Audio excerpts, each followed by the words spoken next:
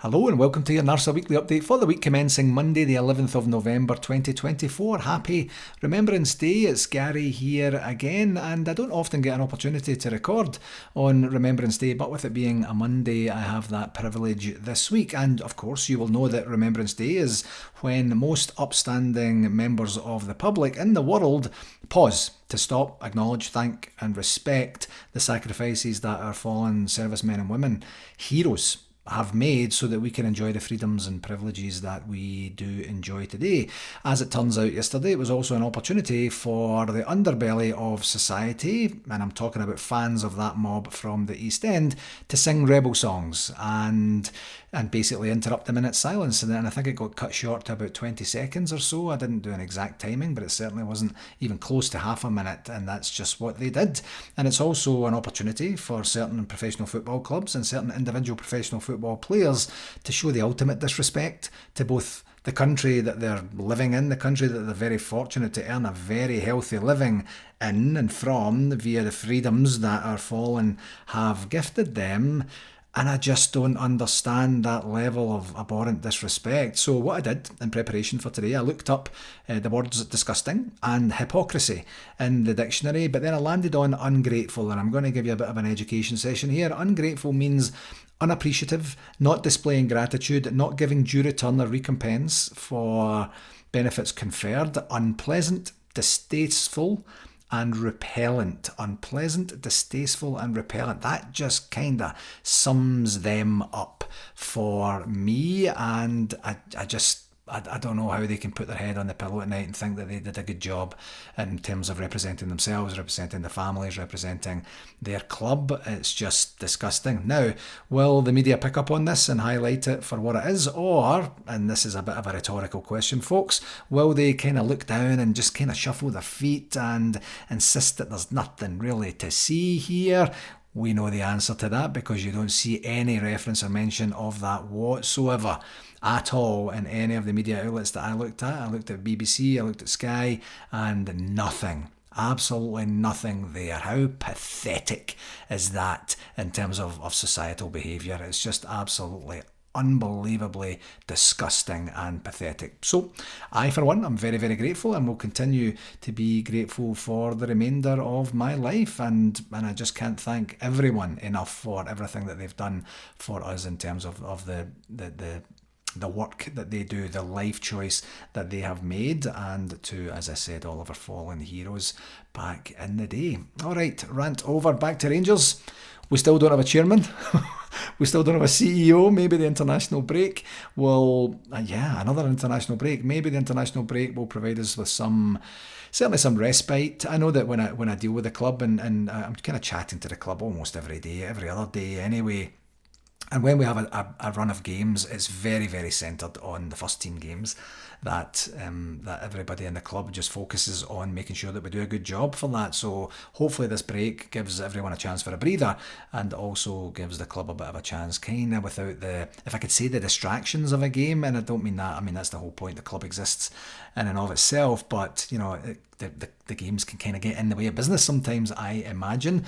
So hopefully we'll see some genuine progress on that over the next wee while. That's the hope anyway, and get the stability, foundations back to, or not back to being in play, but just in play, and then give ourselves an opportunity to start to build from there. So on to the game segment for this week. And two games this past week, starting with, I thought it was a very entertaining and very credible 1-1 draw in Greece against Olympiacos. And that takes some doing, by the way. They're the Conference League champions. They're the current holders of the Conference League right now. And as I mentioned last week, we went in with almost an identical record, which we've kind of sustained there, obviously, with the 1-1 draw in there. And I honestly didn't really know what to expect. I hadn't really done any homework on them at all until I was preparing for last week's pod. And you just never know what Rangers are going to show up. That's really kind of what I'm meaning, actually. And one of the interesting things was that they dropped, that the manager dropped James Tavernier, which was a thing. I mean, obviously there's, as I mentioned last week, just in terms of the drop-off on this guy, I mean, is he carrying an injury? Has the change in staff completely just played with him? Has the transfer speculation and whatever activity happened or didn't happen during the transfer window I mentioned that last week. If you didn't hear it, by all means go and have a listen to that. But in terms of the performances, they just haven't been good enough, and thankfully the manager has saw that. Has seen the fact he even seen it in the Hearts game yesterday. Like, all the attacks are coming up their left hand side, their right hand side, because he's targeted. That's what I would do if I was a coach of the other team as well. But made that bold choice, and we got a great game and another great European performance out of the team, and it really puts us in really good fettle, because we do have the tougher games coming up. Obviously, the new Manchester United manager, you tend to get a lift when we know this all too often, with the changes we've made in the managerial department over the last few years, that you get a bounce, you get some progress being made with a new voice being in the dressing room, and their new manager started today, I believe it was today. So by the time we play them, are they going to be high as a kite and playing really well? Are they going to be still in a bit of a struggle? Who knows? I mean, it would be great for us to get a result against them and Tottenham as we move into, what would that be, the kind of latter half of the games that we have.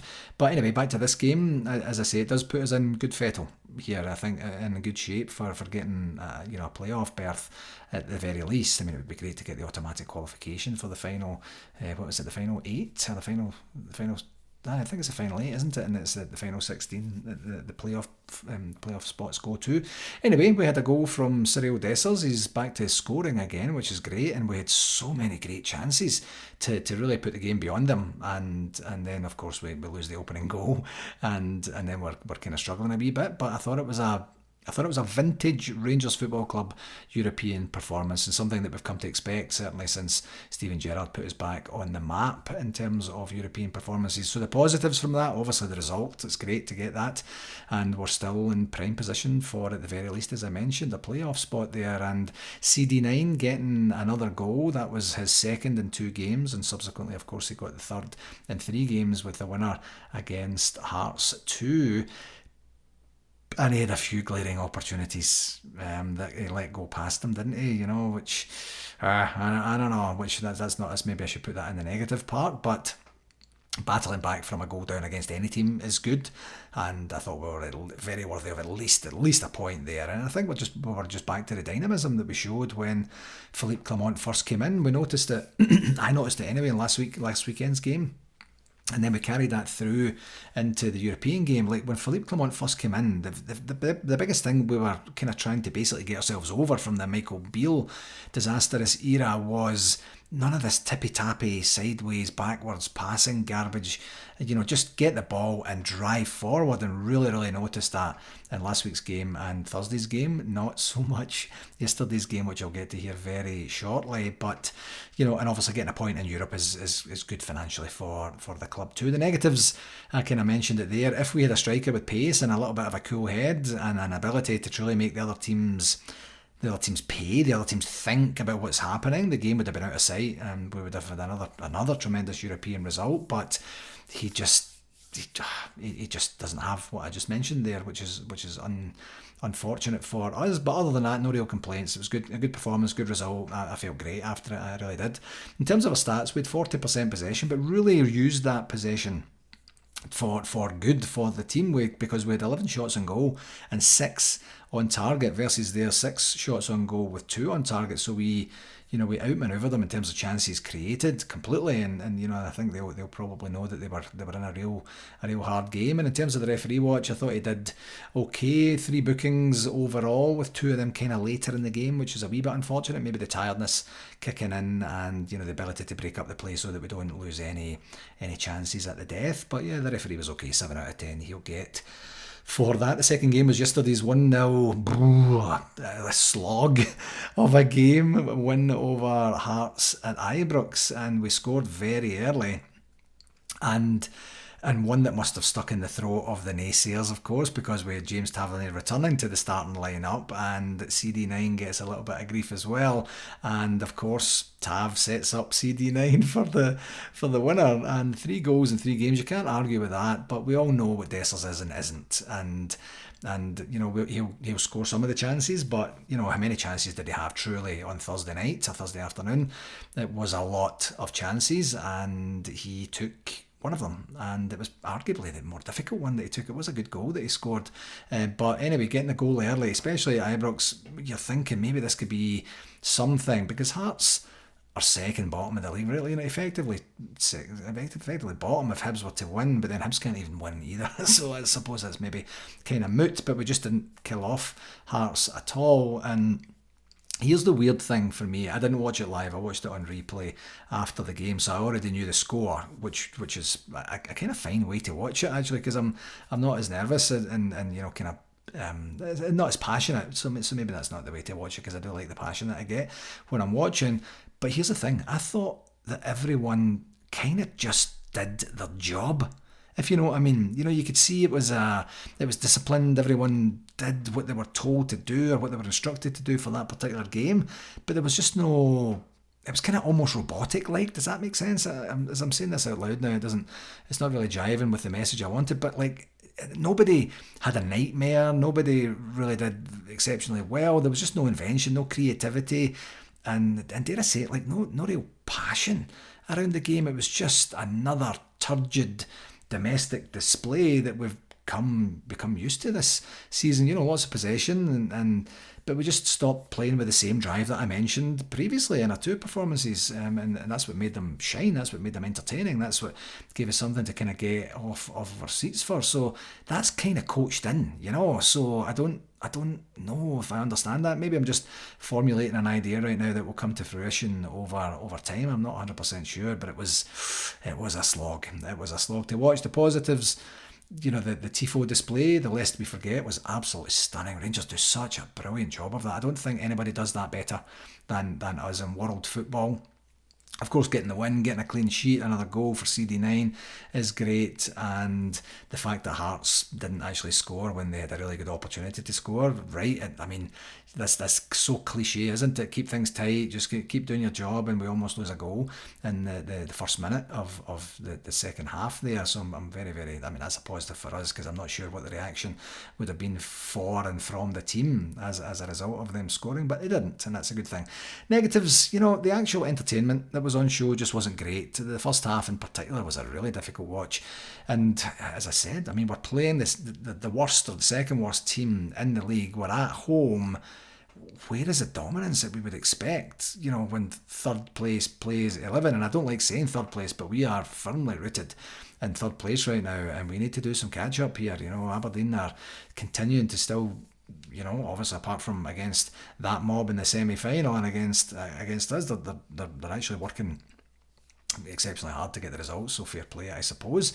And technically, in terms of negativity, we're actually further behind in the title race because they scored more goals. It was just we're just flattering to deceive in Scotland. It's like meh, like the emoji meh, and that's kind of what we are. And you're expecting that now. I'm expecting that when I show up to watch a Rangers game domestically, which is great to then have the European performances. But why can't we do that in both competitions? It's kind of beyond me. Anyway, the stats. Here's some garbage stats for you. We had 51% possession. We had 7 shots on goal with 3 on target. We went away to the Conference League winners 3 or 4 days before that, and we had 11 shots on goal with 6 on target. We're at home against arguably the worst team in the league, and we only have 7 shots on goal with 3 on target versus Hearts had 2 shots on goal with none on target. So I guess when you hit the post, it doesn't count as a shot on target, because of course we hit the bar a little bit later on in the second half. The stats don't lie, in terms of how that plays itself out in terms of where we're at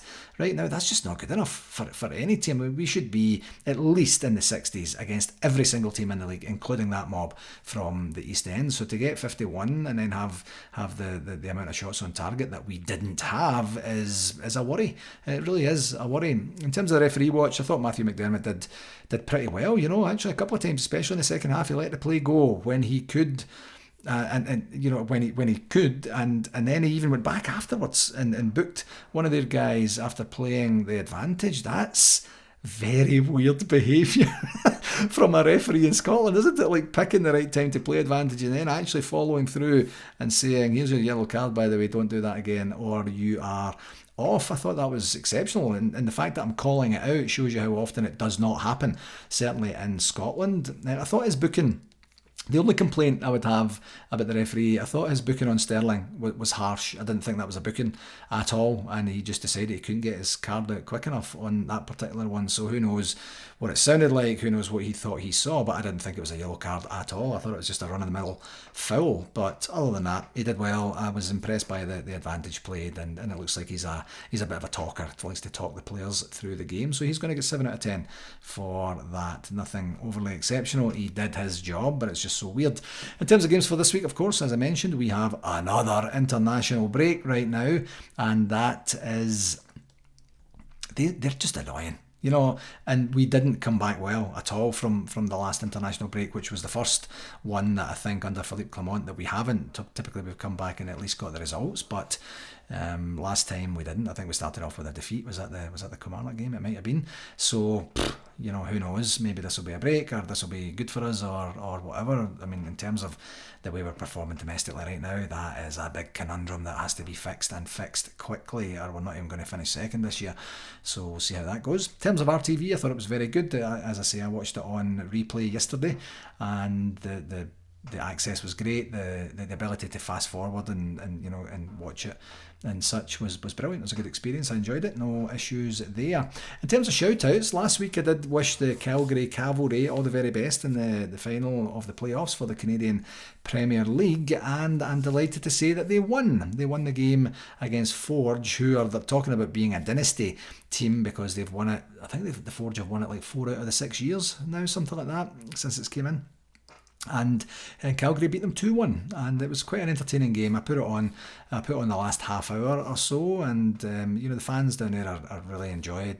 They're enjoyable to listen to. They're enjoyable to be around the park. The fans are really close to the park, and what do they call themselves? The ultras or something like that. They go hard at it for the entire game, and it was great to see. Fraser went off injured, probably with about 10-15 minutes to go, but did enough and contributed more than his part, and he very proudly came to the Rangers Supporters Club of Calgary yesterday. I was very sorry to miss him there, and he came down with his mum and his entourage and stuff, and his winner's medal, which was great to see. If you didn't see that on our social medias, you can go and check that out and see. He's proud as punch, and very, very well done and well deserved. It's not very often professional footballers get an opportunity to actually genuinely win things, and I'm sure that's very meaningful for him. Fraser's a great guy. He's been a regular attendee at the club, and just great to see him doing so well. The reason I wasn't at the club yesterday, I was running a 10k, the final 10k of the year for me, and I got a really good time actually. I got 51:30 or something like that,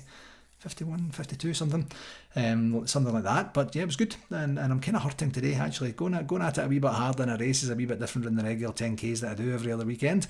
Not every other weekend, every weekend. So it was good fun, and I just got a chance, as I say, to watch the game afterwards. And the women's team, in terms of shout-outs, also advanced in the Sky Sports Cup. They advanced to the semi-final with a thumping 8-1 victory over Motherwell. And it looks like when is the draw for that? I think it's this week, actually. It's in the Gers guide for this week, so I'll get to that when we get to that. Another shout-out for the NARCO Currie weekend, and that's in London, Ontario. If you've got any questions about that, you can email narco2025@outlook.com. Thursday night, meeting at the Scots Corner pub for some beers. I mentioned all this last week, didn't I, in terms of the bevies. Get some bevies on Thursday, some bevies on Friday, some bevies and a curry on Saturday, and some bevies and a Rangers game, probably a Rangers game on the Sunday. I think it will be moved. The Hearts game will likely be moved to the Sunday. Maybe not. If not, it will be on the Saturday. In terms of the convention update, 213 days. Oh, you know what? We've got one more week in the 200s, and then it's going to be down to the 100s, and 30 weeks until we descend upon Kissimmee in Osceola County, Florida. That's June the 12th to the 15th at Omni Orlando at Champions Gate. It's called Omni Orlando, but it's in Kissimmee. Trust me about that. And the club, as I mentioned last week and over the last couple of weeks, the club have really been stepping up for us over the last while in terms of supportive advertising and marketing.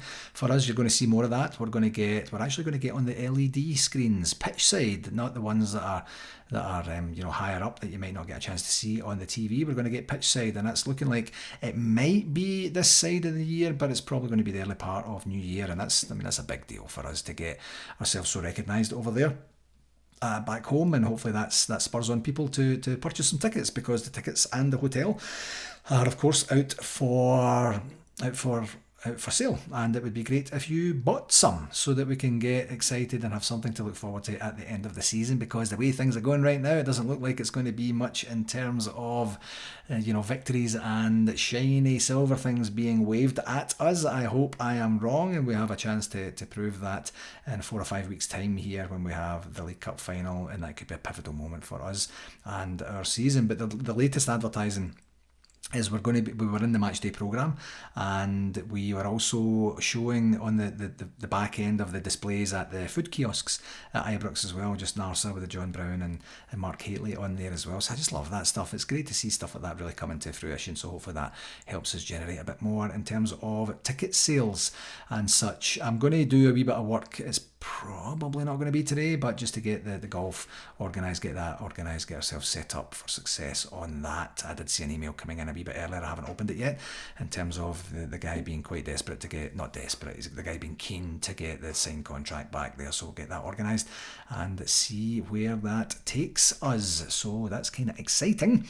In other business, we do have an NARSA executive meeting this week, and the number one and only agenda item for this week is the fact that we want to really put our collective brains together and do some marketing in terms of the convention, so that we can put our absolute best effort into this and make it the success that I know that it is going to be. So you'll probably see some different bits and pieces coming out from us, maybe not so much later this week, but leading into next week, and so especially when we have a wee bit of time during the international break. On the communications I should say section for this week, the Gers guide is today. There's Inside Ibrox with details on the Hearts game yesterday, Rangers women's highlights from the Motherwell victory, and there's also something on RTV about Ibrox Stadium and celebrating the 125 years as well. So if you get a chance to go check that out, I'm sure that would be very interesting. You'll probably have seen by now the shirt that they have launched. It's a wee bit unfortunate they launched it with the Unibet advertising on it. I thought it would have been nicer to have it not on it, like we did with the 150 kit, the white shirt that we had from a couple of years back there. But it still looks great. The badge is incredible. The colour is beautiful and such, and people who will buy them will be very lucky to do so, and that's a thing. On Tuesday there's going to be the loan review, and it's Tuesday that's the semi-final draw, right? Okay, for the Sky Sports Cup, and the Rangers women's team will be paired with either that mob from the East End, Hibs or Aberdeen. So that's a thing. That mob from the East End won on a penalty shootout against Glasgow City yesterday, so that was a bit of a squeaky bum moment for them, I'm sure. On Wednesday there's going to be an international preview feature segment, and then there's also a feature segment on RTV called Our Journey Part 1, and that's with Jodie McCleary and Kirsty McLean, who are both graduates from the Rangers Women's Academy, and they're now firmly entrenched in the first team as well, so it'll be great to hear from them. On Thursday there's a big interview with Dave Smith, who played with us back in the 60s, and on Friday we have a feature on RTV featuring Jimmy Miller and Ralph Brand, and then it's the press conference. It's the Old Firm game this weekend for the Rangers women's team, and I believe that's on Sunday. Yes, it is. It's on Sunday at noon UK time, so that would be 5 a.m. my time, 7 a.m. Eastern time. And then on Saturday there's another preview on the Old Firm game with Rio Hardy. Then on Sunday is the game, and it's away from home on Sunday, so hopefully we get a good result to continue to keep the distance between us and them, and we don't want to lose any more points in the league race. Like we did basically last month there. The Rangers International Coaching Convention is the 3rd to the 6th of April 2025. I'll keep the link there if you're interested in going along and learning from some of the best. You can get a chance to do that in April. And yeah, that's basically it for this week. It'll be a bit quieter. Got through the games pretty quick because there wasn't a whole lot to talk about for yesterday's game specifically, but at least we won, that's the main thing. So that will do it for this week, my friends. And as always, I'd like to take this opportunity to thank you very, very much for taking the time to listen. Please do share it with at least one other person that might want to hear my rant and rave about that mob and the disgusting behaviour at the minute's silence yesterday, and all the other information and content that I provide in your ears. We get a wee bit of a breather this week, and do we come back better? Do we come back worse? I'm not 100% sure, to be perfectly honest, but it was worse last time. Let's flip the script for this time and come back with a bang in just over a week's time there. Until next week, my friends, please do take care and all the very best. Follow. Hey folks, it's Gary here again. I was remiss on the shout-outs to mention the passing of regular NARSA attendee Davie Currie, and you might know Davie as the owner of the District Bar in Govan, and as I mentioned, he was very much a big supporter of NARSA. Used to come over and, kind of cheat on his scores at the golf, to be honest. That's every single time he played, they get 18 under all the time, and it became a bit of folklore. They took the trophy home many times. He was a great guy for anyone who came across him, and obviously very, very prevalent in the Govan Proddy Boys flute band as well. Great guy, very sadly missed. I didn't even know that he was sick. I'm not 100% sure what happened to him, but my apologies for not mentioning it on the shout-outs. I didn't want to let this show go without passing on sincere condolences to the family and friends of our good friend Davie, and that's really too bad. Take care folks, bye bye now.